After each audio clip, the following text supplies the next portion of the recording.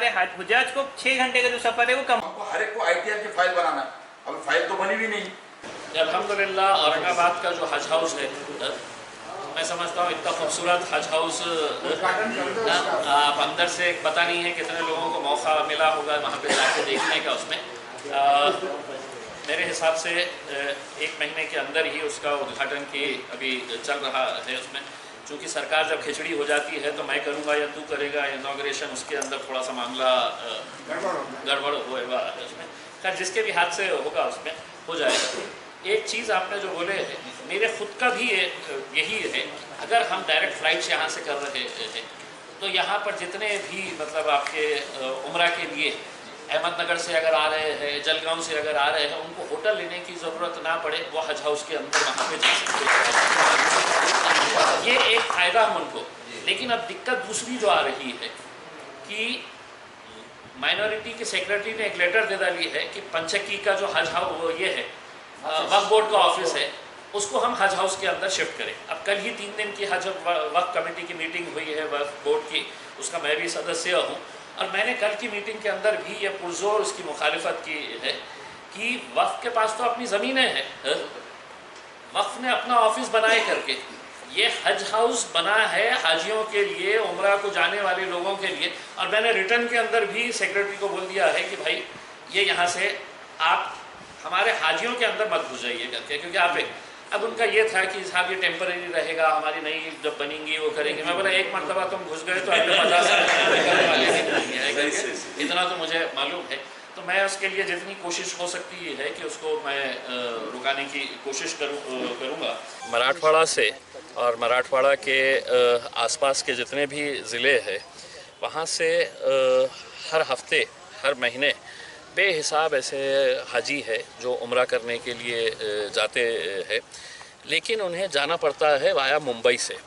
मैं केंद्र सरकार के सिविल एविएशन कमेटी का सदस्य हूं, और पिछली मीटिंग के अंदर मैंने उस मीटिंग के अंदर ये एक मुद्दा उठाया और ये कहा कि हमारे पास आपने एक एयरपोर्ट बनाया है, करोड़ों रुपया उसके ऊपर खर्च किए हैं, वो अंडर यूटिलाइज्ड है, उसका इस्तेमाल अगर सही तरीके से करना है तो मैंने उनको सुझाव दिया कि जितने भी उम्रे के हमारे हाजी लोग जाते हैं तो उन्हें मुंबई एयरपोर्ट के ऊपर बराबर से सर्विसेज नहीं दी जाती है।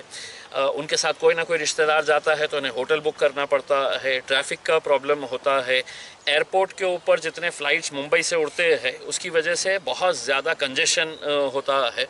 तो मैंने उनको ये सुझाव दिया था कि औरंगाबाद के अंदर एक एयरपोर्ट है जिसमें हर तरह की फैसिलिटी मौजूद है। सिर्फ इमिग्रेशन का अगर एक काउंटर अगर खोल दिया जाए तो हम डायरेक्ट औरंगाबाद से फ़्लाइट्स ऑपरेट कर सकते हैं।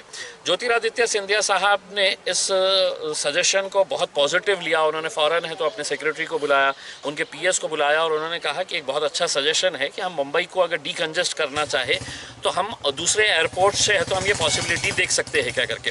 उन्होंने मुझसे एक सवाल किया कि इतना लोड मिलेगा क्या, तो मैंने तो उनको फ़ौरन हाँ कर दिया था कि हाँ साहब 100% मिलेगा आपको लोड।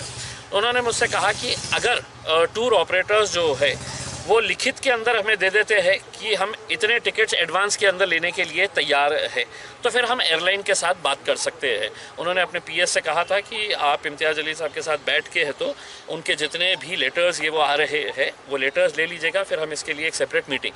तो उसी के तहत मैंने आज के दिन जितने भी टूर ऑपरेटर्स हैं हज उम्रा के उनको बुलाया, उनके साथ गुफ्तगू की और बहुत सारे मुद्दों के ऊपर चर्चा किए, और मुझे एक ऐसा पॉजिटिव रिस्पांस यहाँ से ऐसा मिला है कि ये सभी लोग बहुत ख्वाहिशमंद है कि यहाँ से अगर डायरेक्ट फ़्लाइट्स अगर मिलती है तो सभी के लिए फ़ायदेमंद रहेगा।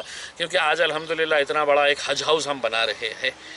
हज के लिए है तो साल में एक मरतबा वो हज हाउस का इस्तेमाल किया जा सकता है, लेकिन उम्रा के लिए तो साल के 12 महीने है तो लोग जाते हैं, तो यकीनन उसका भी हम फ़ायदा उठा सकते हैं।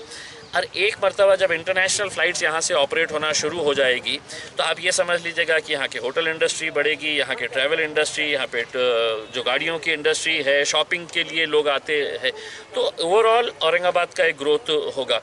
नागपुर के विदर्भा के भी जितने भी लोग हैं अगर वो बाय रोड जा रहे हैं तो उन्हें औरंगाबाद से ही होते हुए जाना पड़ रहा है। समृद्धि की वजह से आप 4 घंटे के अंदर नागपुर से आप औरंगाबाद पहुंच सकते हैं, तो वो भी जितने सारे लोग हैं वो भी औरंगाबाद का ऑप्शन ले सकते हैं।